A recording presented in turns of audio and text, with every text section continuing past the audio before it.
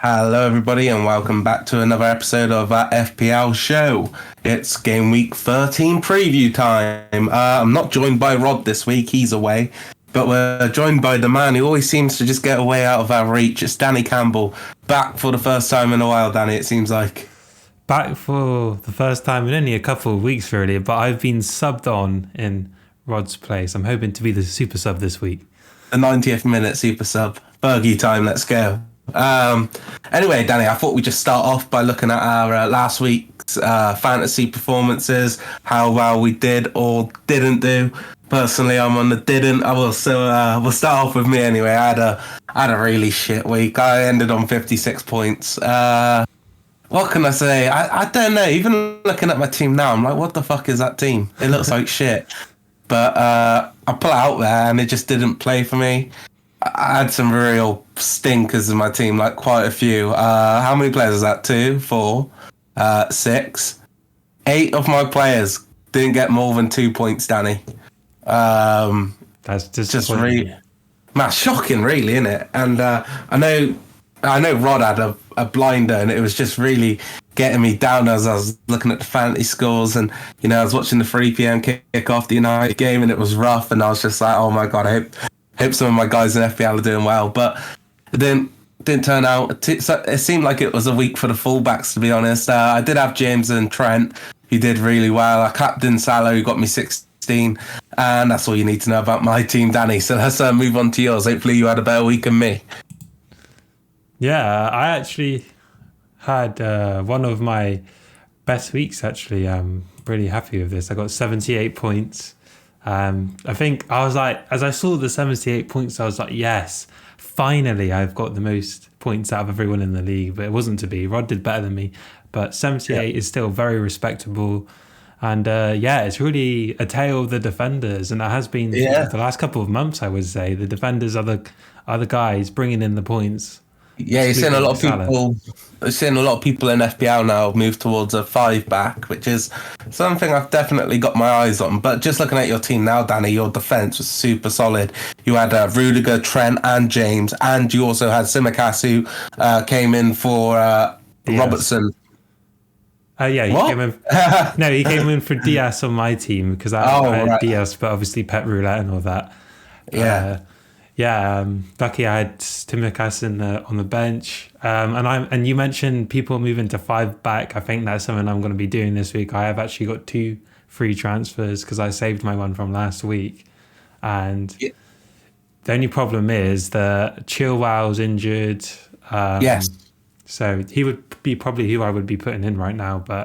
And I'm also thinking Chelsea are playing United. So do I want to stick all of the Chelsea defenders in when United, could be on a sort of new interim manager bounce? Yeah, we'll be talking about the new interim manager in a minute. He won't be in charge for Sunday's game, it doesn't look like, but we'll talk about that in a bit. Lastly, though, let's just talk about Rod's team. I've got it up here. He just had a fucking cracking week. Like, he just, everywhere on the pitch, solid performances, basically. Other than Kanan and Buemo, obviously he had Livramento as well, who only got, that's 5 points for 3 players, but everyone else almost hitting double digits. Yeah. He had Chilwell, and I felt like Chilwell kind of let me down this week. He wasn't even in my team, but he was offside when he passed the ball to Reece James when Reece James could have scored a goal, so I was really disappointed in that. I have spoke to Rod this week as well, so I can just get his insight on his team, and he was telling me that he was kind of really disappointed because of Chilwell's injury. And he said that a lot of people are talking about, who they're going to bring in for Chilwell. And he said already he's definitely going to be going with Reece James. So no needs to worry about who he's going to be picking. It is kind of a no-brainer. I thought there was something suspicious about his team as he's already got that 5-back. Yeah, I know. It's ahead of the curve, and it's almost Rod is like in the know with all of the fantasy sort of people. Rod's the guy, man. He's not reigning champ for no reason, and I think we should just slag him off for the whole of this episode, to be honest. But anyway, Dan, let's just talk about some of these results that's happened. I'm not going to talk about all of them. It is Thursday, of course. I just want to talk about the main ones. Let's start off Saturday. We can talk quickly about the Chelsea match. It just seemed the defenders for Chelsea went riot. They just couldn't stop scoring. Chilwell had a goal and an assist, didn't he? And Rudiger was one of the goals for Chelsea.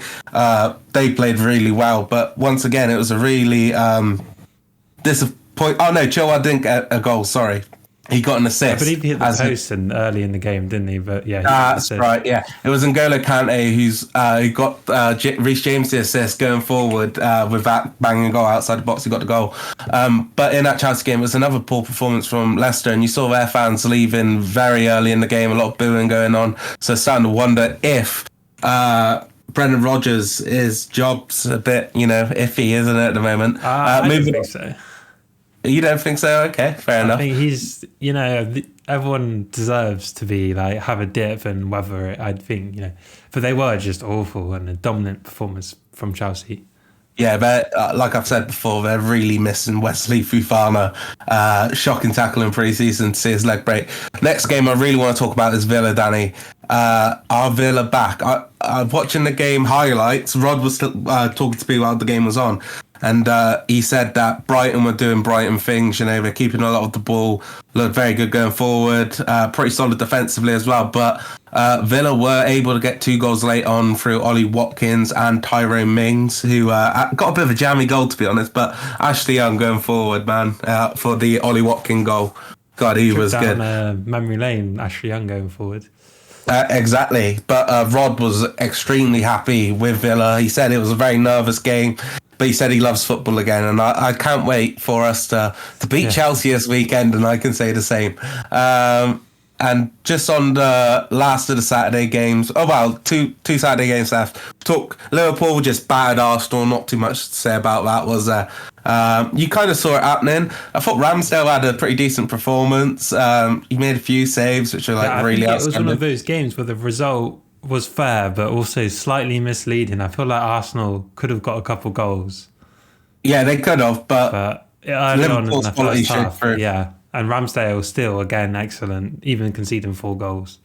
Yeah, but it kind of did come back to that Arsenal of, like we say it, like they don't have a backbone against the big teams. If you get a couple, they just turn over and let you. I feel like I've been hyping up Arsenal last few weeks. I've been saying this Arsenal team, they've been getting the results, but as soon as they face one of the big boys, it seems they drop the ball. Anyway, last of the Saturday games, talk United against Watford. What a absolute shit show, Danny. It was so stressful to watch. And I'm actually shocked Ollie got the sack after it, because it seemed like he was unsackable. It certainly felt that way, but then I feel like this result, this performance was irredeemable. Like, if they didn't sack him after that, when were they going to sack him? Like, exactly, yeah. It was now or never. But just thoughts on the game. I thought Watford played really well. I think Louza in midfield, the new signing, the French guy, I thought he was brilliant for the majority of the game until he came off. Ben Foster had another good, decent game. He didn't really have too much to do, to be honest. United didn't really look much of a threat going forward. Hardly got forward, could hardly keep the ball for 5 minutes. I think in terms of United, though, the only real key for me was Donny van der Beek, who came on and he kind of ran the show for me in the second half. I know you missed the second half, but did you catch the highlights for it, Danny? Yeah, I did. I watched one of the old YouTube compilations of Van der Beek's performance. Is it one of those YouTube videos when it's like really zoomed in? It's and then it's got you can't really see. It's got like the dance music in the background. It's like it's the videos you watch when your team signs a player you don't know, and you watch it to like do a bit of YouTube scouting. And it turns out that everyone is actually incredible when it comes to YouTube scouting. It's like, I reckon they could make one on Fred and McTominay as a midfield duo, and they just look outstanding. But United is just a shit show. Ollie did lose his job, Danny, and it brings us on to the first point of today's show. Is United's new manager, man. What do you think? New interim manager. Yes, definitely put the title on it. It's like running around with the interim bout acting like you're the champ, I'm not going to speak too much on it. I'm not going to be one of those people that tries to speak of things they haven't really looked into. I've heard of him. I've heard good things. He's well respected in German football, but my knowledge doesn't really go any further than that. I'm hoping to hear from you on a bit of input on Ralphie. Yeah, like I'm not that well versed either, Danny, but I can add a couple things onto what you said. So yeah, he's a very well respected manager. He's the one responsible for getting Tuchel into the game. I think Klopp looks up to him a lot as well. He's known for his exciting, high pressing football. He really dislikes, backwards, sideways passing. He's a very flexible manager as well. He's someone who's used a lot of formations in his career. Someone who's not going to just play his way and then the players can't play. He's going to look at his team and figure out which players fit which role, which formation is going to suit him best. But the main thing I'd say is he is actually going to bring, in the words of Louis van Gaal, he's going to bring a philosophy to the team. And, it's going to be nice to see United, hopefully, with... an identity, a team who you know what you're going to get from them, and under Big Ralphie, is he Big Ralphie or is he? Mate, he can be Big. He's Big Ralphie to me already. Ralphie's at the wheel. No, no, he's got his identity of play. He likes to, press teams out of the ball. He doesn't. I read somewhere that the goalkeeper is the least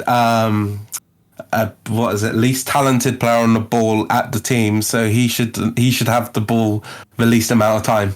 And I just thought, oh yeah, that's good then, because I hope he doesn't give it to fucking Harry Maguire, because that guy, oh my days, the other week he gets caught on the ball every time he gets it. It was shocking, but I think it's really good that he's come in now, and it's gonna.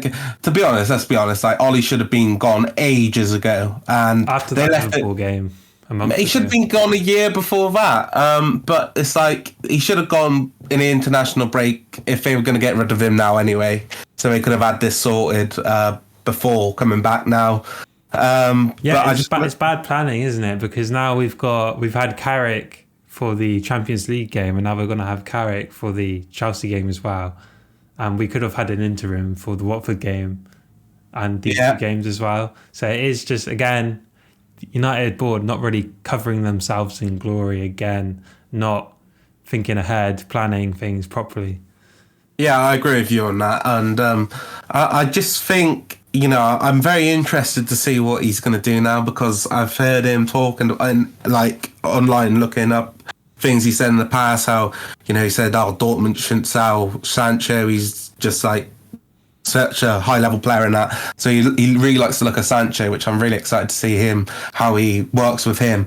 And I'm also really interested in Donny van de Beek, because every time he's played, I've really enjoyed the way he plays. He's got a really good vision of the pitch, and not like the other day where Carrick was like, oh, he's a 10, bring him in now and replace Bruno, because I think Bruno's got a big role.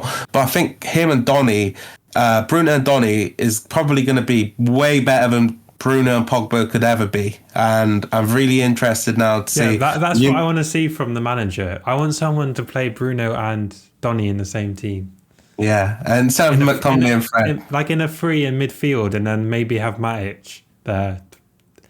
Like, because Bruno can play a bit deeper as well, so you could always have a bit of flexibility with who goes forward the most out of Donny and Bruno. Yeah, and I'm just interested to see him come in, because now obviously it's been said that in his deal as well, he will have a role after the interim job, that he's going to oversee things at United, whether it's the new manager coming in, players with signing, stuff like that. And, for us to actually have an identity for once is going to be absolutely amazing, Danny. Yeah, and I think I'm not going to be too hard on Ollie. I feel like Ollie did bring a little bit back of that United identity in his first couple of years. I feel like we did start to play a bit more ambitious, a bit quicker almost. Compared to Mourinho, Van Gaal, but I think this final season with Ollie, it's almost like everything went out the window, and United were almost playing too quickly and giving the ball away every 5 seconds. And then you see the Watford game where they can't even control the ball. No disrespect against Watford, but I do think Ollie has done okay to lay some sort of stability and some foundations. Yeah, I agree. I don't think he was clueless with his philosophy. I feel like he tried to bring it back to sort of Fergie ways, but I I think he's really let down by his coaching staff. But in a total, 100%. I'd say that Ollie, he did a great job at reuniting the team together and bringing the fans together, because I felt like United kind of lost touch with the team during that period. Like, Didn't feel like United did it. We didn't feel connected to the players as much as we do now, and I'm grateful for that. And I was a bit, you feel a bit sad for him because it didn't go his way almost. I was laughing. I won't lie. I was laughing at the Friends track with Gary Neville doing "I'll Be There for You" with Ollie. I was laughing at that, but then when I saw his message the day after to the fans, saying, we're going to be all right, and he's going to continue to watch his club and all that. That was like really. I it made me feel a bit emotional, like. Yeah, I agree. But anyway, let's move on for United, Danny. I want to talk Tottenham Hotspur's review, and I want to talk about Antonio Conte. Obviously, it was his first game on the weekend. They really struggled in the first half. Pardon? First home game. Remember they played Everton before the break. Oh yeah, you're right. Sorry, yeah. But anyway, they got the victory in the end, Danny. It was 2-1. Comeback victory. Some scrappy goals, I'd say. I think that's fair. But Leeds looked very dominant in the first half. A lot of shots from outside the box, but they'll be disappointed to come away with nothing from this game. What was your overall, thoughts on Conte's first home game? I feel like it's acceptable. He's a new manager, and to get the win, it wasn't pretty, but I think what Conte's realising is this Spurs squad is kind of awful if you take out Kane and Son. Yeah. I feel like he's starting to realise now he's actually got a massive job to sort of get Spurs to where they want to be, because you look, there's just, the quality is poor, and I think there's only so far he can take this current squad. So I feel like he does need to be backed by Levy in the January transfer window, in the summer transfer window. I do think he's got a core of some decent players there. Obviously, they was missing Romero, but the likes of Reguilon, and I saw him after the game, and he was breathing super heavy. He said, the last week of training was one of the worst weeks of his life because of how hard Conte pushed him. But I think he's a real player, Reguilon, especially going forward. And obviously now with the Chilwell injury in fantasy, I think he could be a player to look for, because obviously Conte likes to utilise the wing backs. You remember what he did with Victor Moses, so I can only imagine what he can do with prime Maicon. Yeah, man, I can only imagine what you can do with Reguilon.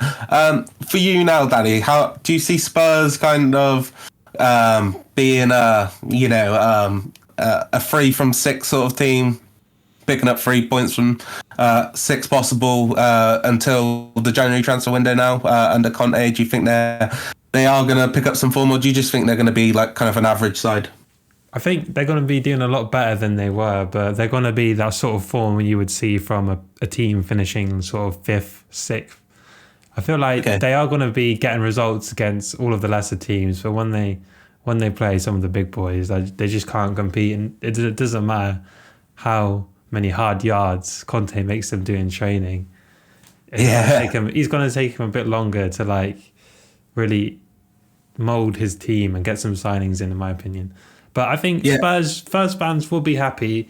There's already been an improvement, and they'll be happy. I feel like Spurs, because it's Conte, they'll give him time. They'll be happy if Spurs can get to that sort of 5th, 6th position, and they would probably take that at the end of the season.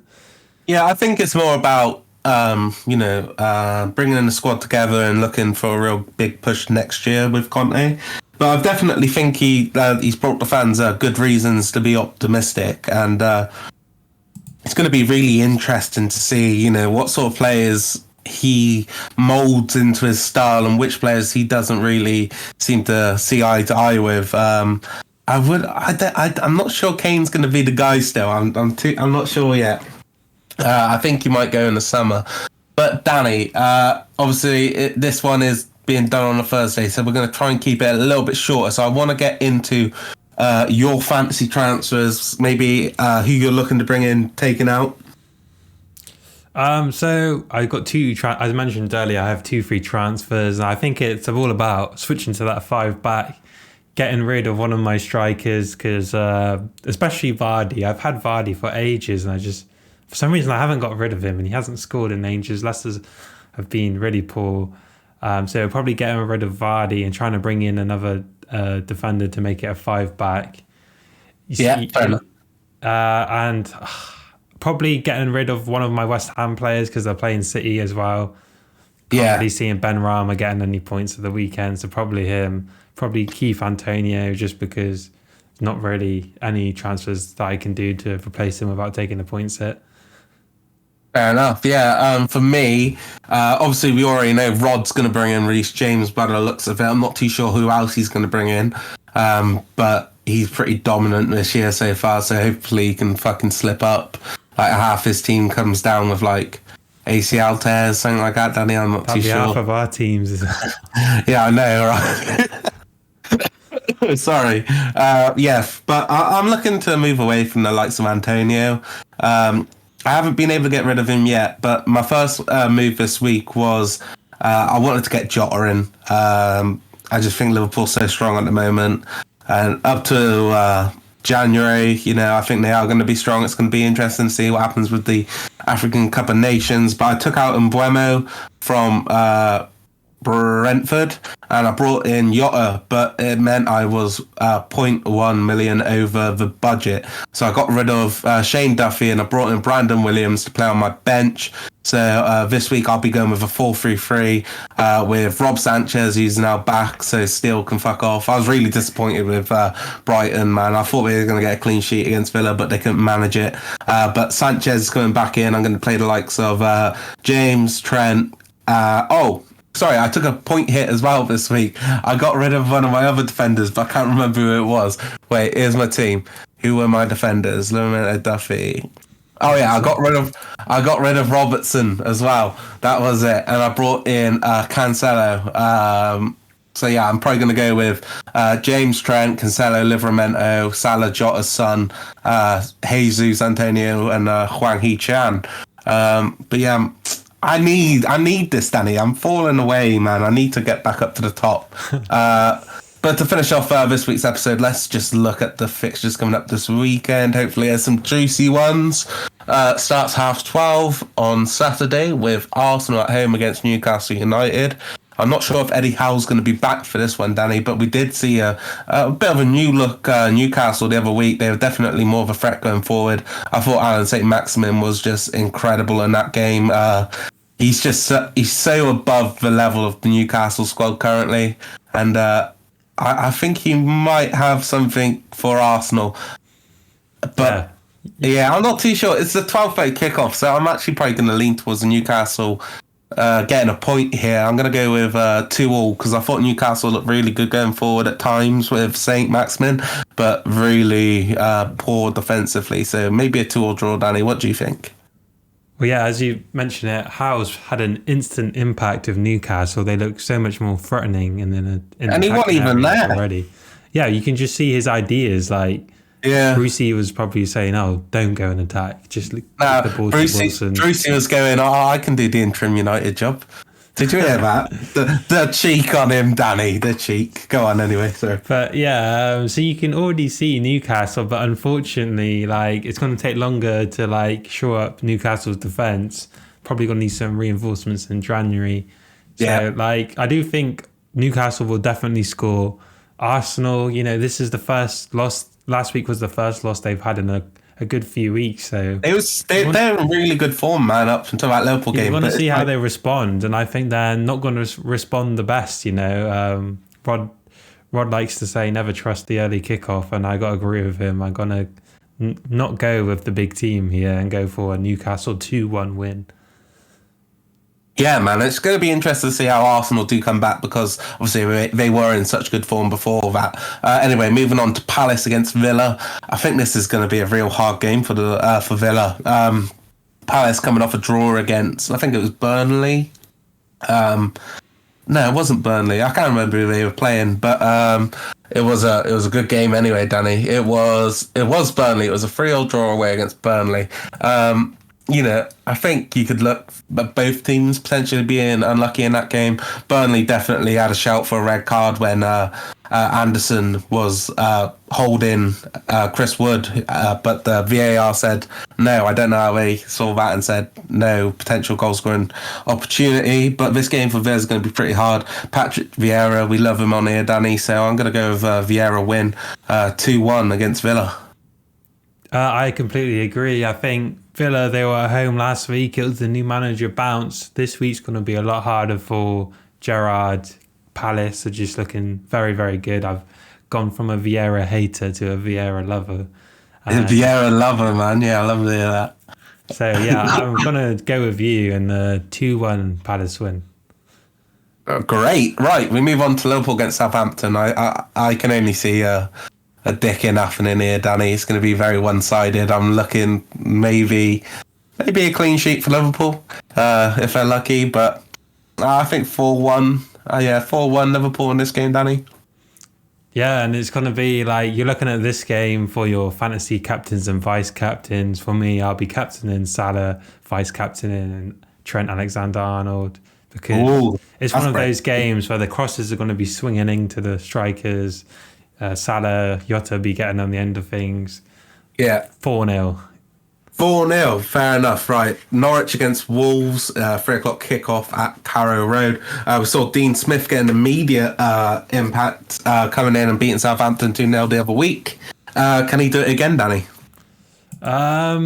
He cannot. I think Wolves have been gradually quietly improving, you know. They've been getting a few results. They got the win last week. And Norwich, I like Dean Smith. I think he's going to make this Norwich team better, but I think Wolves are looking very decent, again, under the radar. No one's really been taking much notice of them, but they've been doing okay lately, and Jimenez seems to finally getting into form, getting on the score sheet last week, and of course Hwang has had such a good start to the season, so I'm going to go for a 1-0 Wolves win. Yeah, man, I think that's fair. And like you said, Wolves have really, I think the key word was quietly.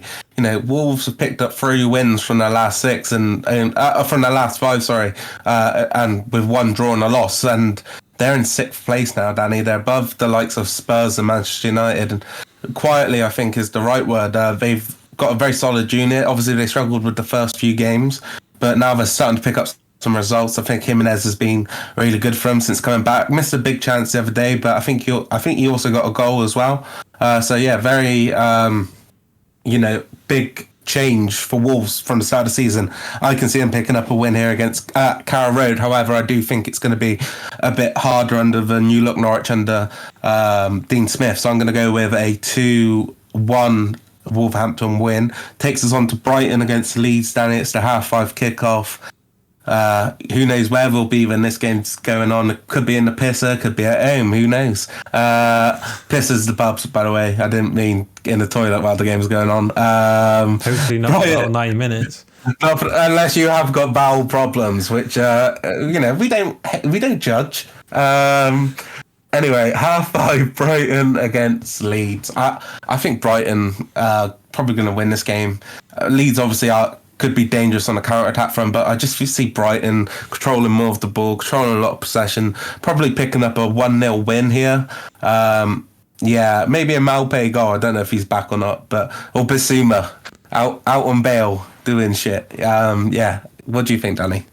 I'm actually going to make the controversial pick and go for a Leeds win, okay? I think we mentioned it. The Leeds were actually pretty decent against Spurs, especially in that first half, and I don't know. I've been waiting for Leeds to start their season for a while now, and I feel like they could. I feel like this is a very interesting matchup of philosophies. The young philosopher of Graham Potter and the old grandpa master, the sensei. He's like the guy who's been playing chess for all his life, and he's really good. The grandmaster. I feel like this could be actually a good game to watch for the neutral. Maybe the quality of the players isn't exactly there, but the management styles. Yeah. You compare this game to the Netflix show, The Queen's Gambit, Danny, about chess. I wouldn't go that far, but this is going to be my underrated game of the week, so I will be watching this. Fair enough, Danny. I promise I will watch this one. You haven't gone with the score yet? I'm going to go for a Leeds 1-0 win. All right. all that for that, Danny. Brentford against Everton is 2 o'clock kickoff on Sunday. There is quite a few 2 o'clock kickoffs there. It is 4, in fact. Brentford against Everton, though, Danny. I think both teams are in a bit of a rut now. But I think Brentford are at home as well. I think they'll really take it to Everton. And I think they might get a 3-1 victory, Danny. I think this might be quite an entertaining game. I think two teams that, as you said, are in poor form. Benitez has really had a drop-off after his great start. But I'm going to agree with you and go for a 3-2 Brentford win. I went 3-1, mate. But yeah, this is sort of game which has got, it's either going to be really entertaining, both teams going for it, or both teams going there not to lose. And it could be a real snooze fest, in which case you might want to illegally stream one of the other games. Burnley against Spurs, Danny. This new look Spurs team going away to Turf Moor. I think this is going to be a real hard game for them, just in the way that Burnley play football. I could see this one being a 0-0 draw, to be honest. I'm going to go for a Spurs win. You know, I feel like this is a sort of grindy game where they just need to grind out a result against Burnley, and it's not going to be pretty. I think they're going to get some sort of counter-attack goal with Son like running through, and that'll be it. So I'm going to go for I think it's my third 1-0 away win of the week. That's Danny. Are you going to go for another 1-0 here where Leicester play Watford at the King Power? No, this is going to be a goal fest. I'm seeing 2-2 right now. We see Dennis the Menace. Dennis the Menace, Israel Mashar? How do you say Ismaila Sarr? Ismaila Sarr, like, Jesus, his penalties were awful against United. You know, when you got De Gea saying 2 penalties against you, you know your penalties aren't strong. So I suggest Dennis the Menace is on if they get a penalty against Leicester. But he did score the other chance he got in the game, Danny, where he rifled it across. That's what I'm saying. I think Watford looked very dangerous attacking wise against. And this game's interesting. Ranieri's homecoming to Leicester, the Tinkerman. Come on, Danny, give us a fucking result. I like to bring a bit of story into the fixtures. You know, it makes it seem more interesting than it probably will be. But I think both defenses haven't been performing. It's going to be 2-2. I would like to see Patterson Daka get on a score sheet as well because I really like him for Leicester. Fair enough. I was just coughing my guts up then because you made me laugh. I actually think Watford are probably going to get the win in this game. I just think they're very dangerous. I think they're dangerous on the counter-attack, man. And I think I just don't rate Leicester defensively at the moment. I've really been disappointed with the way they've set up this year defensively. I think they've really missed Wesley Fofana. They missed Johnny Evans for a while, but he's back now. And, there hasn't been too much change, but I'm going to go with a Watford win, maybe a 2-1 late goal from Dennis the Menace again. He'll take his shirt off.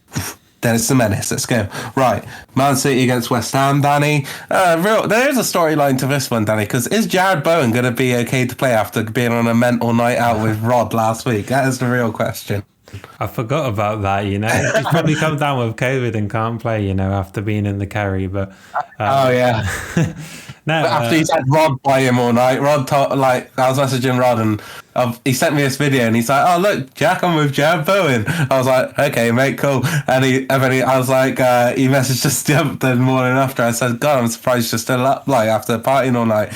He goes, "Yeah, I was marking Bowen real tight on the dance floor." I think Bowen might have picked up an injury last weekend, so I don't know. He could be a doubtful to the game, but it could be a doubt. But yeah, let's talk about the actual game now. City against West Ham, Danny. I think West Ham have kind of, what's the word? They're kind of quieting down a bit now. They're not as ruthless as they were before. However, it isn't that long ago since they got the 3-2 victory, was it, against Liverpool? But talking about Man City, I think they've been real classy. And we were talking about Wolves going quietly earlier, and I think City are doing the same as they were last season, where no one's really paying attention to them, but they just keep picking up wins. Obviously, they did have the disappointment of losing against Palace, but since then they've seemed to look pretty solid. Yeah, and I feel like City are almost the same every season. Like, they lose the odd game to Palace, but the vast majority of games they're going to win, just because of how the depth of their squad. I was watching the PSG game last night, and Grealish was out. Foden was out, and their wingers like Bernardo Silva, Mahrez, and it was like they were playing usually on the bench just came in and they absolutely did PSG.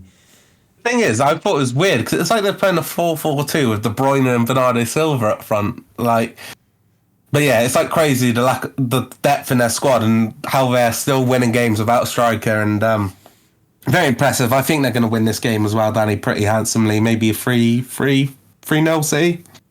Yeah, West Ham, like as you said, they've dropped off a bit. I would like. This is the sort of game they want to be proving themselves, because we were talking a couple of weeks ago about maybe West Ham getting top 4, but I just don't see it happening really. I'm going to go for a 3-0 City win. Yeah, fair enough. Yeah, takes us on to the main event of the evening. It's Chelsea.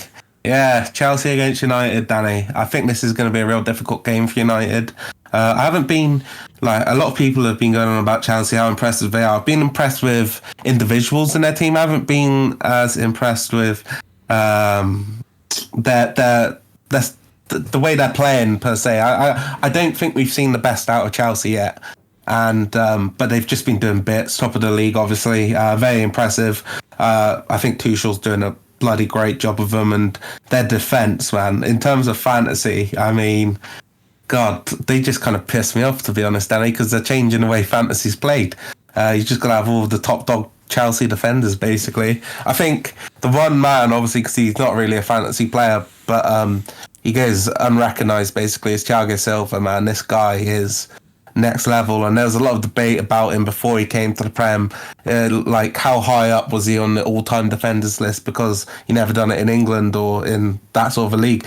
But man, what is he now, 36, and he reads the game so well.